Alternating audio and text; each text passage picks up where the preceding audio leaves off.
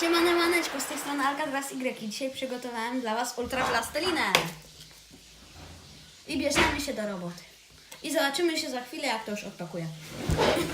No odpuściłam. Wiesz, że to leci? jakoś bardzo trudno to wyjąć, ale mi się dobra, udało. leci. Dobra, jest plastelina! Do zabawy. Do zabawy dla każdego plastelina! Do zabawy dla każdego plastelina!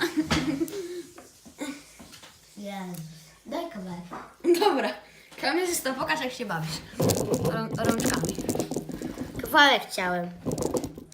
Dostajesz co? Czyli już jesteś na odcinku, kamerzysta. Proszę, reżyser. Plastelina, plastelina. Tak, możesz mi oddać kawałek.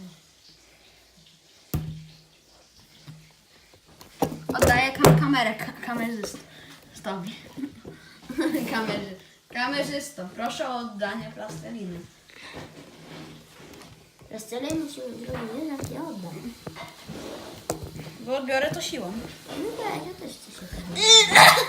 Ej, a ty masz bluz na... Ja żądam tego! Chyba coś raczej ci się nie idzie. To zabawa trwa. Mam łapkę psa, jak zauważyliście. Jakiś pies w to nadepnął.